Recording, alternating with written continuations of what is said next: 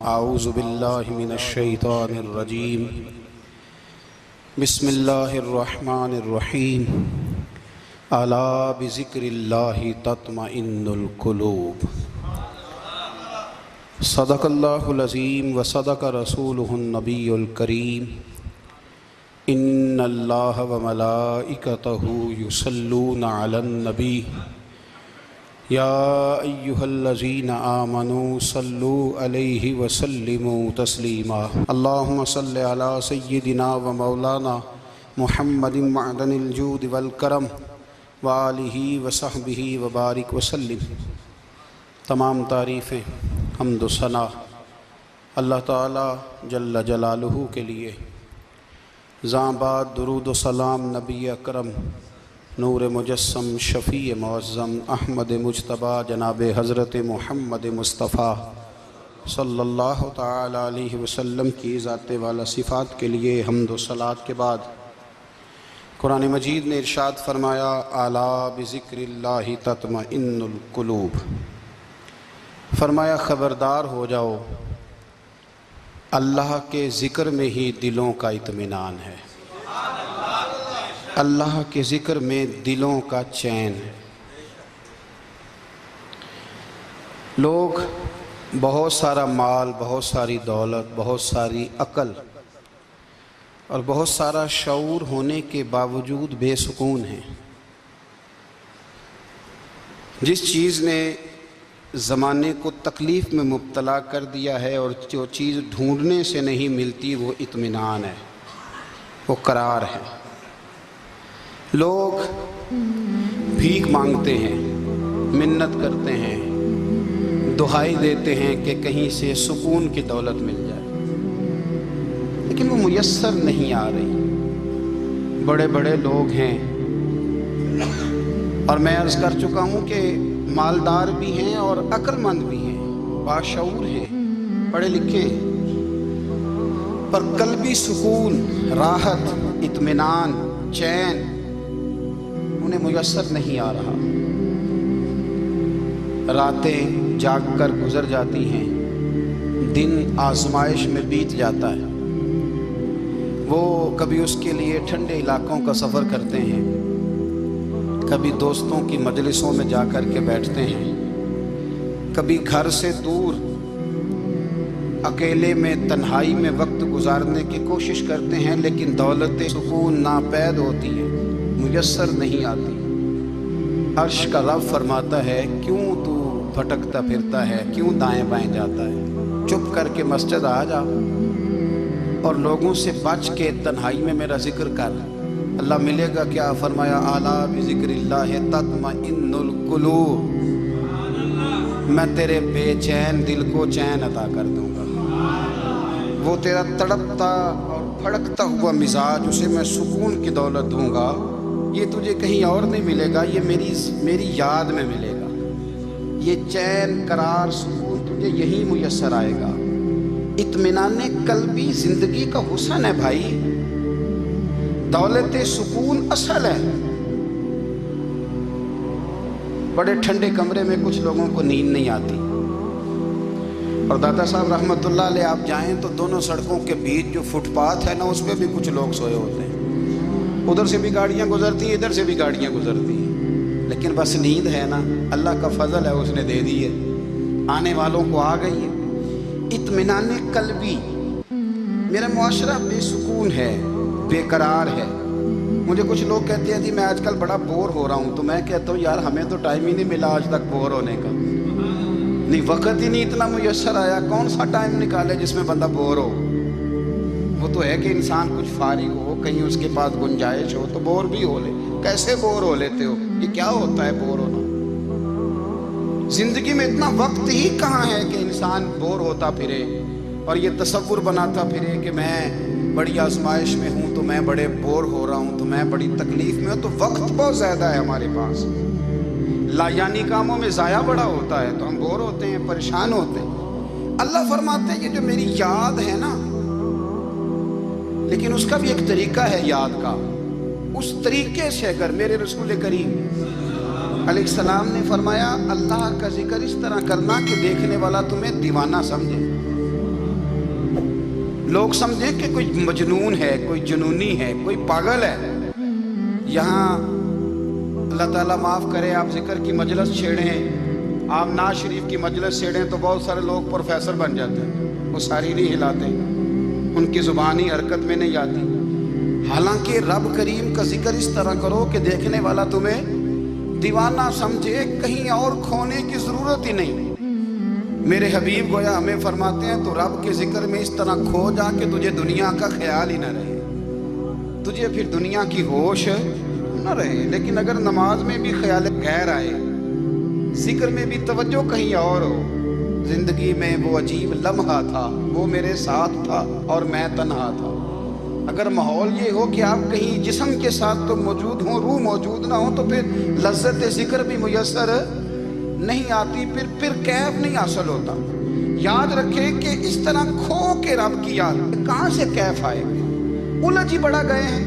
وہ مستی، وہ سرور، وہ کیف جو اللہ کے ذکر میں ہوتا تھا، جو کبھی مرشد کامل کے سامنے بیٹھ کر لوگ اللہ اللہ کرتے تھے تو لگتا یہ تھا کہ یہ یہاں ہے ہی نہیں، یہ تو کہیں اور چلے گئے ہیں، یہاں موجود ہی نہیں۔ لیکن اب وہ موج نہیں، وہ شوق نہیں، وہ درد نہیں، وہ ذہن نہیں۔ اقبال تڑپ کے کہا کرتے تھے، خیرت کی گتھیاں سلجھا چکا ہوں، یا رب مجھے صاحب جنوں کر دے، اللہ مہربانی فرما، وہ کیفیت دے، وہ سرور دے۔ زندگی میں اگر اطمینان چاہتے ہو تو کبھی کبھی سب کچھ بھول کے نا تو مست ہو جایا کرو رب کی یاد میں۔ کبھی کبھی چھوڑ دیں دنیا، چھوڑیں یار موبائل، کسی وقت کریں اس کو بند، چھوڑیں اس بات کا خیال کہ فلانے نے سلوٹ کیا ہے کہ نہیں کی، چھوڑیں۔ حضرت باجزید بستامی رحمت اللہ تعالیٰ علیہ فرماتے ہیں میں نے اعتکاف کبھی اپنی مسجد میں نہیں کیا، یہ کہ سارے ہی ہاتھ چومنے والے، سارے ہی پیار کرنے والے۔ فرماتے میں جب اعتکاف کرتا تھا تو میں بستان سے دور نکل جاتا تھا جہاں کوئی مجھے جاننے والا نہ ہو۔ اٹھ بلیا چلو تھے بسیے جتھے بس دے نہیں سارے ینے، نہ کوئی ساڈی ذات پچھانے تے نہ کوئی سانو مننے، چل ادھر چلے۔ اٹھ بلیا چلو تھے بسیے جتھے بس دے نہیں سارے ہی، نہ کوئی ساڈی ذات پچھانے تے نہ کوئی سانو۔ اتنا شوق ہے سلوٹ کرانے کا، اتنا شوق ہے تعارف کرانے کا، اتنا شوق ہے اپنا بتانے کا، تو یہ چیز غلبہ کر جاتی ہے، پھر نام رہ جاتا ہے، روح نہیں رہتی، پھر وجود رہ جاتا ہے، پھر باطن کی کیفیت نہیں رہتی۔ خدا را اپنے آپ کو بے چین نہ کرو، بے قرار نہ کرو، بے سکون نہ کرو، رب کی یاد میں آ جاؤ، درود و سلام میں آ جاؤ، نعت کے حسن میں آؤ، تلاوت کی دنیا میں آؤ، سجدوں کے نور میں آؤ۔ آؤ کبھی کھول کے دل مسجد کی سوائیاں کریں، آؤ نہ کبھی کوئی بوڑھا، دادی، نانی، دادا، ان کے پاس بیٹھ کے پیر دبا کے اللہ کو راضی کریں۔ یہ کیف والی جگہ ہیں، یہ سرور والی جگہ۔ اتنی بے چین ہماری زندگی ہے، بے قرار ہے، تڑپتے ہوئے لوگ، لڑتے ہوئے لوگ، ایسے لگتا ہے اب یہ ایک دوسرے کا گریبان تھام لیں گے، بے قرار، بے چین۔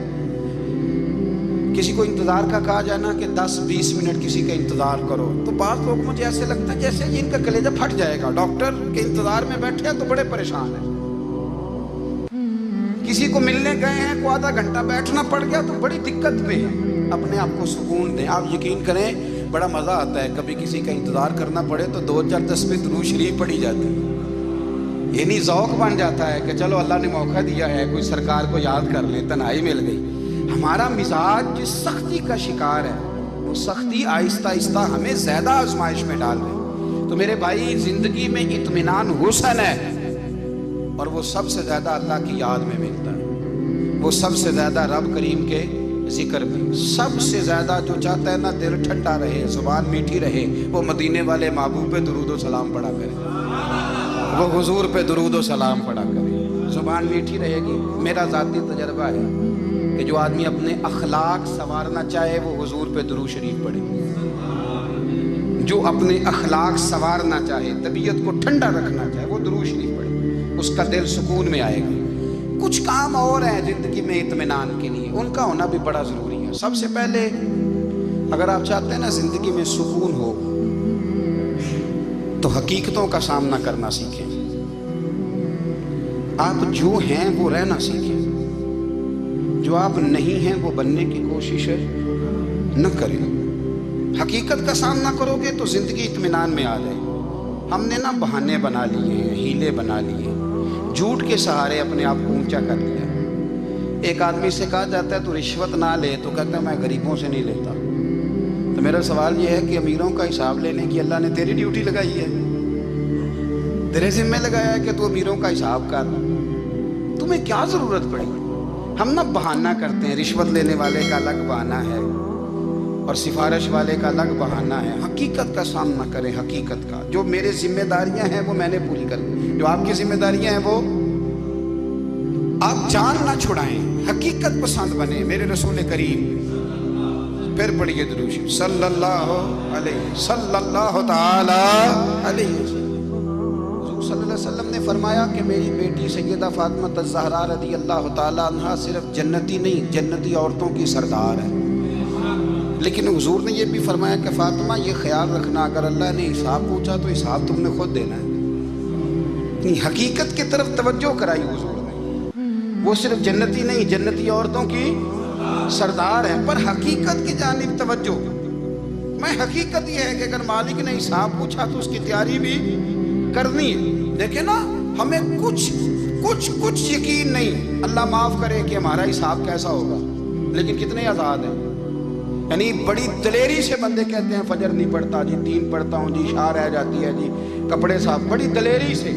اور سیدہ فاطمہ الزہرا نے ساری رات مصلی باز رکھا ہے، حالانکہ انہیں یقین تھا کہ رب مجھے بغیر حساب کتاب جنت دے گا. حقیقت کا سامنا کریں. جو حقوق آپ کے ہیں وہ آپ نے ادا کرنے ہیں، جو ذمہ داریاں ہیں وہ ذمہ داریاں ہیں. دیکھیں نا، حضرت موسیٰ کلیم اللہ علیہ السلام کے بعد اسرائیل روح نکالنے آئے تو حضرت موسیٰ نے تھپڑ مارا، آنکھ نکال دی. واپس گئے، اللہ انہوں نے تو جلال فرمایا ہے. کہا موسیٰ علیہ السلام سے کہیے بیل کی پشت پر ہاتھ رکھیں، جتنے بال ان کے دست مبارک کے نیچے آئیں گے اتنے 1000 سال ان کی عمر بڑھا دی جائے گی. یعنی میرے کان میں کوئی بتا دے کہ جناب 60 سال بڑھ گئی، یا آپ کے کان میں کوئی کہہ دے تو خوشی ہوتی ہے کہ نہیں؟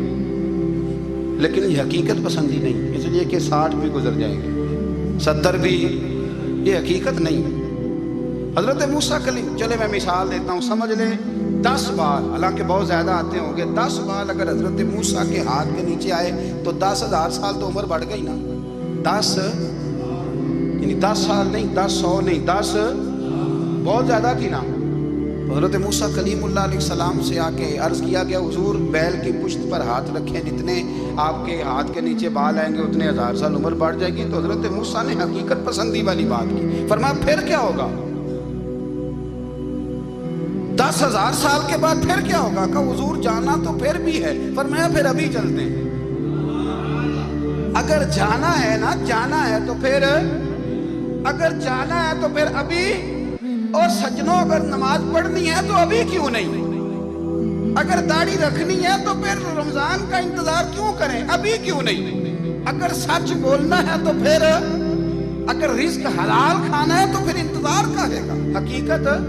حقیقت ہوتی ہے، بہانہ ہوتا ہے. حقیقت چھپ نہیں سکتی بناوٹ کے اصولوں سے، کیونکہ خوشبو آ نہیں سکتی کبھی کاغذ کے پھولوں سے. یہ بات یاد رکھیں. اگر جانا ہے تو حضرت کلیم فرمانے لگے پھر 10,000 سال کے بعد بھی جانا ہے. تو آج بھی ہمیں بے قراری زندگی میں اس لیے کہ ہم حقیقت پسند نہیں، ہم بہانوں میں، ہم ہواؤں میں جیتے ہیں، ہواؤں میں، خیالات میں زندگی گزارتے ہیں. بڑا ٹائم پڑا ہے. مثلاً کتنا میرے رسول کریم صلی اللہ تعالیٰ علیہ وآلہ وسلم نے ایک دن صحابہ سے فرمایا تمہیں حیا نہیں آتی؟ حضور کیا ہوا؟ فرمایا وہ والے مکان بناتے ہو جن میں تم رہ نہیں سکتے، وہ والا مال جمع کرتے ہو جو کھا نہیں سکتے، حیا نہیں آتی؟ عرض کی حضور حکم کریں. تو محبوب فرمانے لگے جوتے کا ایک تسمہ بند کرتا ہوں تو سوچتا ہوں دوسرا بند کرنے سے پہلے موت آ جائے گی. ایک سانس اندر جاتی ہے تو دوسرا آنے سے پہلے میں یاد کرتا ہوں کہ مجھے دنیا سے جانا ہے. تمہیں حیا نہیں آتی؟ وہ مکان بناتے ہو جن میں رہ ہی نہیں سکتے، وہ مال جمع کرتے ہو جو کھا.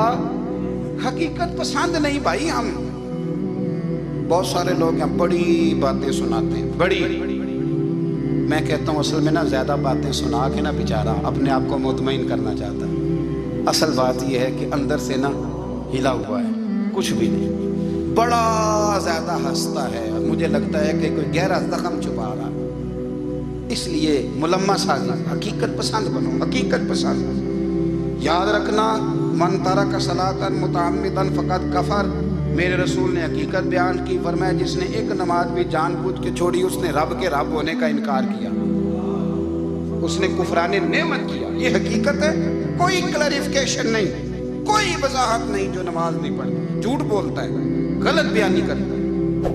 جو شخص رزق حرام کما کے کہتا ہے کہ اس کے بغیر گزارا نہیں چلتا، وہ جھوٹ بولتا ہے۔ اس لیے کہ رب فرماتا ہے جب تجھے پیدا کیا ہے تو تیرا رزق میرے ذمہ ہے۔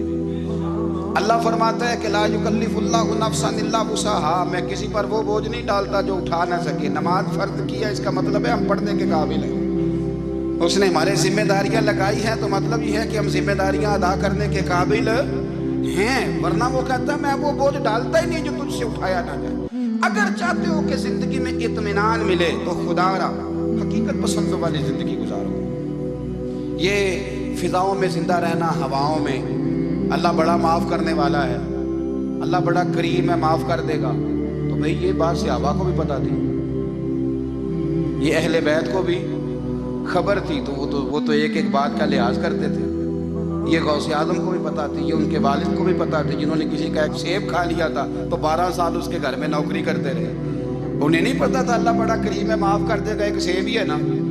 تو حقیقت پسندی آپ کو سکون دے گی، اور اگر آپ نے اپنے آپ کو غیر مطمئن کیا ہوا ہے، بات کچھ اور ہے، اور آپ نے اپنے آپ کو ڈال کسی اور طرف لیا ہے، تو پھر آپ کو سکون مل سکتا؟ سکون حقیقت پسندی میں، اصل میں سکون ہوتا ہے، اداکاری میں سکون نہیں ہوتا۔ تیسری بات سنیں، اگر آپ چاہتے ہیں زندگی میں مطمئن رہیں تو دنیا داروں سے امیدیں توڑ دیں، اللہ اور اس کے رسول سے امید وابستہ کریں، اولیاء اللہ سے امیدیں وابستہ کریں، صحابہ اور اہل بیت سے امیدیں، اللہ اور اللہ والوں سے امیدیں، دنیا داروں سے امیدیں۔ آپ کو پتہ ہے دنیا دار کی تباہی کب ہوتی ہے؟ جب انہیں خوش آمدی مل جاتا ہے۔ چودھری کا بیڑا اس وقت غرق ہوتا ہے جب اسے چودھری کہنے والے زیادہ ہو جاتے ہیں۔ سیٹھ صاحب اور نواب صاحب بیچارے تباہ تب ہوتے ہیں بھولے پن میں، جب ان کے دائیں بائیں ریلا ہوتا ہے سیٹھ صاحب کہنے کا، لوگ انہیں کھانا چاہتے ہیں، پیار ان کا نہیں ہوتا، ان کی جیب کا ہوتا ہے، محبت ان سے نہیں ہوتی، ان کی کرسی سے ہوتی ہے، ضروریات کا پیار ہوتا ہے، تباہ کر دیا جاتا ہے۔ ہماری ساری توقعات دنیا داروں سے وابستہ ہو گئی ہیں، ناراض نہ ہونا۔ پیروں نے، مولویوں نے، درویشوں نے، انہوں نے بھی سیٹ رکھے ہوئے جلسوں کی صدارت کرانے کے لیے، یعنی مذہبی جلسہ ہے، اس میں بہت زبردست پڑھے لکھے صاحب تقوی عالم کا خطاب ہے، اور کی صدارت وہ بندہ کر رہا ہے جس نے عشاء کی نماز بھی نہیں پڑھی، وہ بندہ صدارت کر رہا ہے۔ کیوں؟ اس لیے کہ اس نے لاکھ روپیہ دیا محفل میں۔ خدا را دنیا داروں سے امیدیں چھوڑ دیں، ورنہ آپ کمزور پڑ جائیں گے، آپ کی امیدیں ٹوٹیں گی۔ کتنا کمزور ہے وہ شخص جو 2-4 ہزار کے لیے کسی بندے کی چاپلوسی کرتا ہے، اس کے پیچھے بھاگتا ہے، خوش آمدیں کرتا ہے، تھوڑے سے نوٹوں کے لیے، دکھ سکھ میں کام آئے گا اس کام کے لیے۔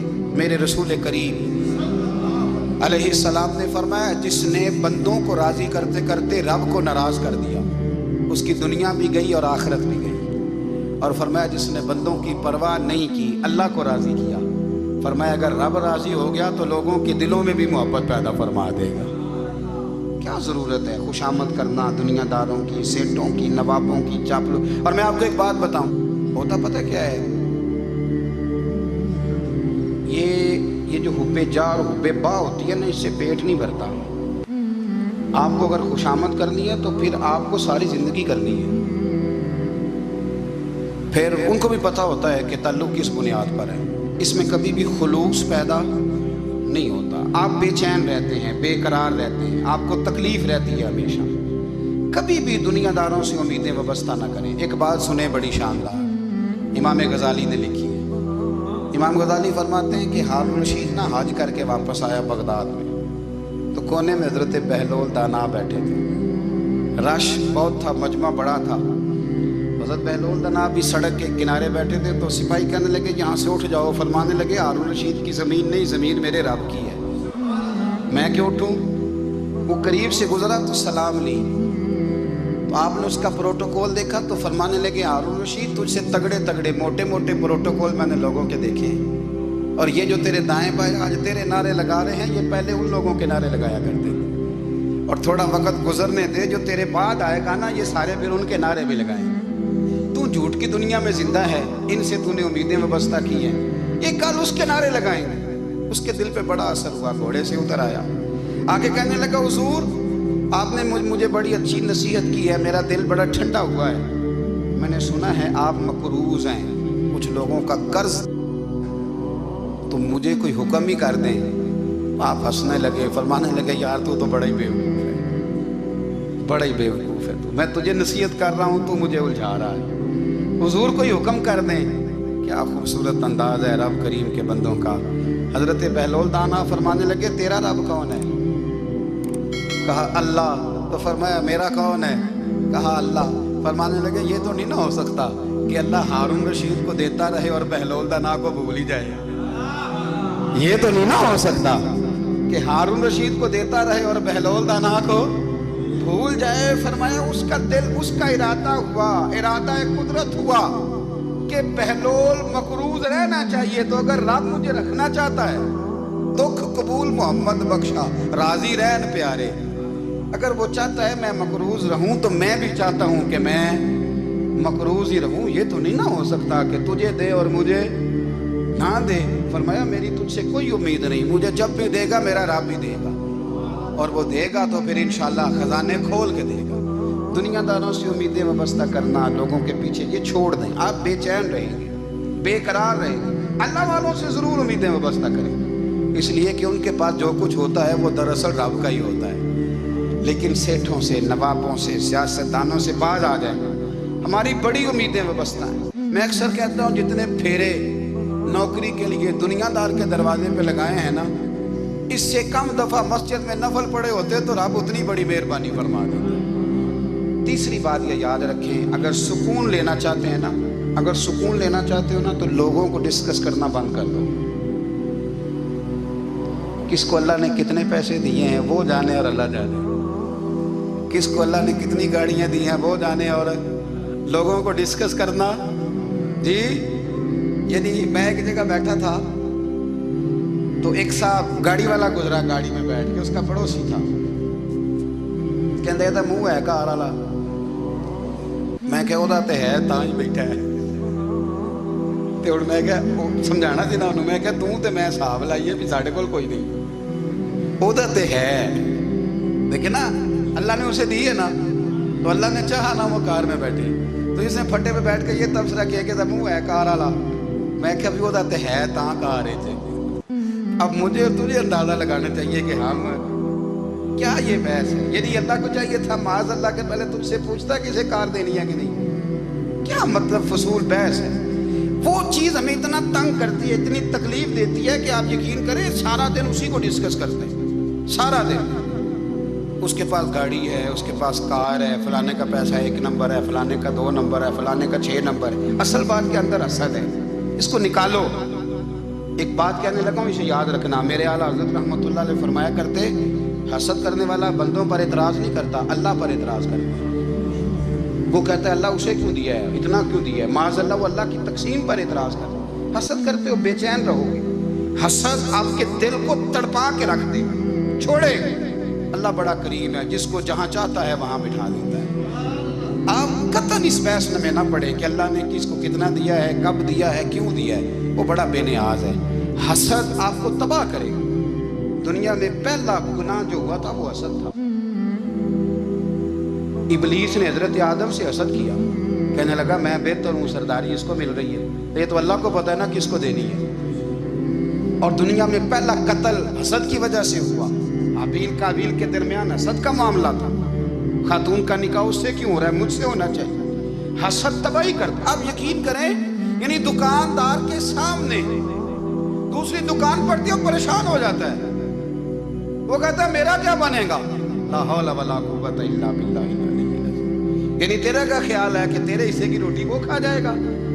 اتنا چھوٹا دل، یعنی تیرا موقف یہ ہے کہ تیرے حصے کا نصیب اس تک چلا جائے گا، یہ تیری خواہش ہے؟ ایک دوسرے کی کمزوریاں بیان کرنا، اس کا تو مال ہی ناقص ہے جی، اس کے تو پاس ہی کچھ نہیں، یہ تو کمزور لوگوں کا طریقہ ہے۔ میرے رسول کریم علیہ السلام گزر رہے تھے، پت جھڑ کا موسم تھا، خزاں کا موسم تھا، درختوں کے پتے جھڑ رہے تھے، صحابہ کو ساتھ لے کے حضور گزرے اور ایک درخت کی ٹہنی کو پکڑ کے حضور نے ہلایا۔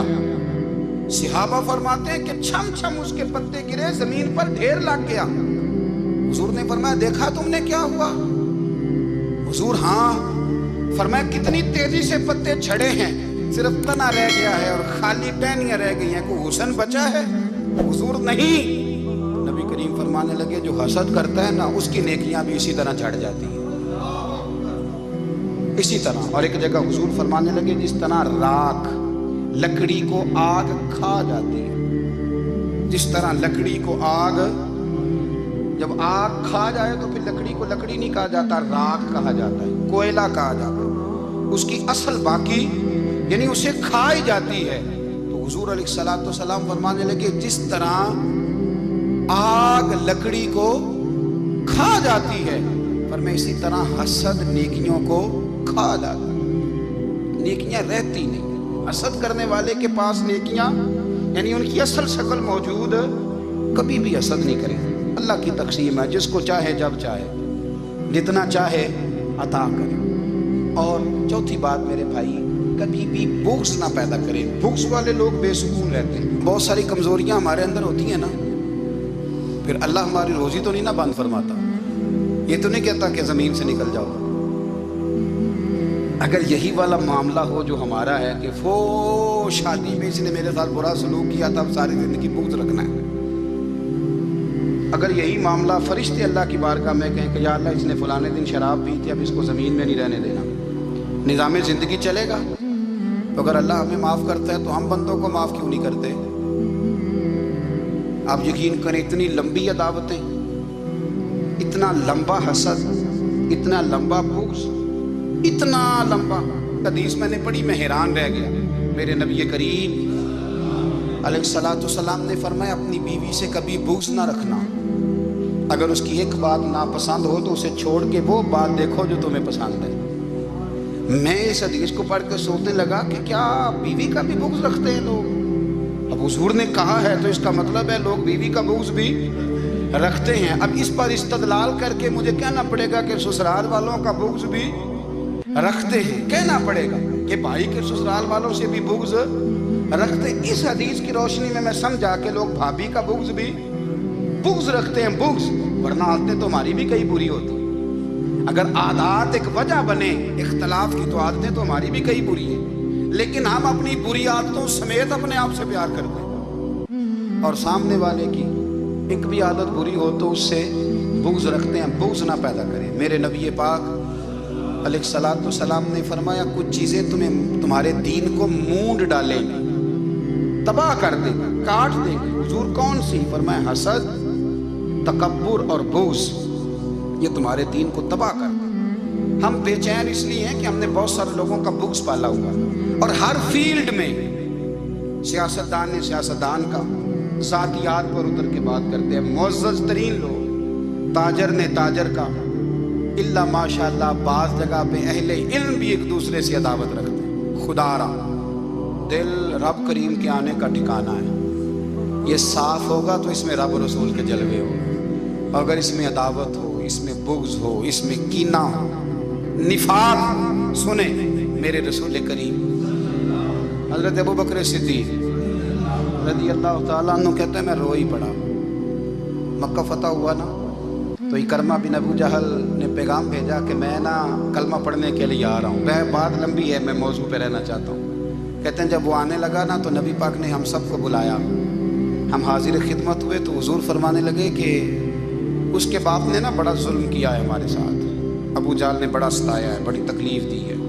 آپ مجھے بتلائیں کہ وہ ایک دفعہ کسی شادی پہ بحث ہوتی ہے بیوی کے بھائی کے ساتھ، پھر ساری زندگی اس بیچارے کو معافی وہ 10 دفعہ گھر آتا ہے معافی مانگنے پر سوال ہی نہیں پیدا ہوتا میں ہو مجھے ہی کہہ دیا، پھر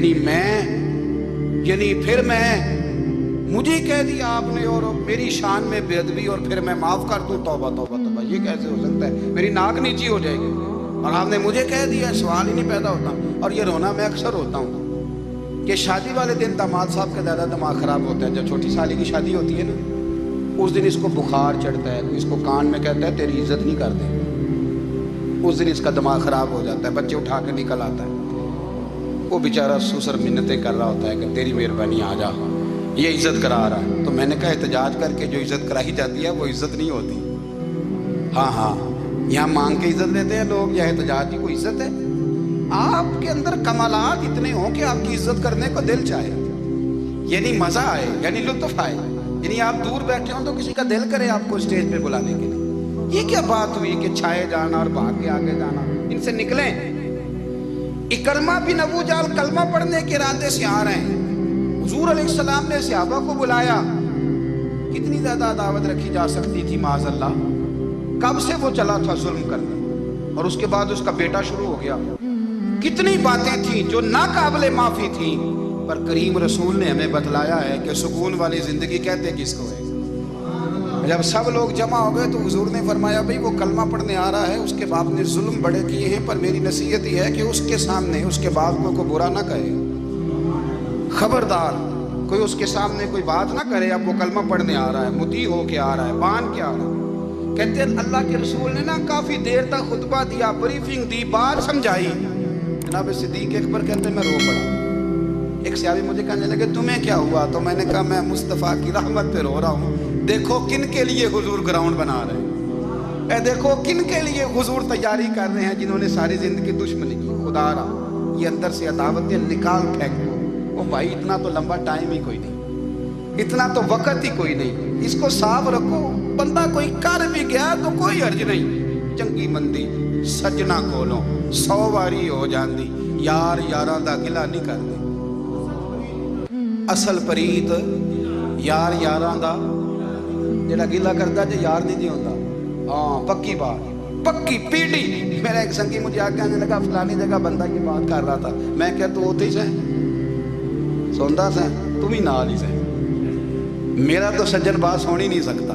چنگی مندی سجنا کولوں 100 واری ہو جاندی، یار یاراں دا گلا نہیں کردے، اصل پریت جنہاں دی۔ ہاں جو بندے پھر ہوتے اس طرح کے، ان کے لیے بھی میاں صاحب نے کہا ہے، ان کے لیے بھی میاں صاحب نے کہا ہے، ان کے لیے بھی آپ نے بات ارشاد فرمائی ہے۔ آپ نے فرمایا چنگا ہویا لڑ نیڑیوں چھٹا، کتے عمر نہیں لنگی ساری، بے قدراں دی یاری کولوں توبہ لکھ لکھ واری۔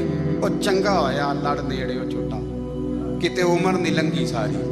جو اس طرح کا تھا نا شکوے کرنے والا، بغض رکھنے والا، فرمایا بے قدراں دی یاری کولوں توبہ، یعنی لاکھ تے لاکھ کنے ہو گئے، یعنی 2 لاکھ واری توبہ کی تھی انہوں نے، گنی نہیں جا سکتی جتنی میاں صاحب نے توبہ کر دی۔ بے قدرے دوست، بے قدراں دی یاری کولوں توبہ لکھ لکھ واری، چنگا ہویا لڑ نیڑیوں چھٹا، کتے عمر نہیں لنگی ساری۔ تو مہربانی کریں، ایک تو اگر آپ مطمئن رہنا چاہتے ہیں تو کبھی کبھی نا مست ہو کے ذکر الہی کریں، مست ہو، وہ والا ذکر نہیں جس میں آپ موبائل بھی دیکھ رہے ہیں اور کہانیاں بھی۔ میرے سامنے کو بندہ جمعے والے دن یا تقریر کے درمیان تسبیح لے کے بیٹھ جائے تو میں اس سے پوچھتا ہوں تو دو کام ایک ٹائم جگہ میں پہ کرتا ہے؟ میری بھی بات سن رہے ہو، تسبیح پڑھی تو ممکن ہی نہیں۔ تسبیح تو تسبیح ہے، جب وہ ہوگی تو پھر کوئی اور کام سوال ہی نہیں پیدا ہو۔ ایک تو ذکر کرے محو ہو، دوسری بات حقیقت کا صاف نہ کریں۔ آپ اگر مطمئن رہنا چاہتے ہیں تو حقیقت پسند بنیں۔ تیسری بات حسد چھوڑ دیں، دوسروں کو ڈسکس کرنا چھوڑ دیں۔ آپ یہ دیکھیں کہ اللہ نے مجھے کیا کچھ دیا، اس پہ راضی رہیں۔ اور چوتھی بات عداوت چھوڑ دیں، سینے میں کینہ چھوڑ دیں، آپ کی زندگی مطمئن ہو جائے گی، آپ خوشحال رہیں گے۔ وہ جو آپ لفظ کہتے ہیں نا کہ میں بور ہوں، میں پریشان ہوں، اس سے آپ نکل آئیں گے۔ اللہ ہمیں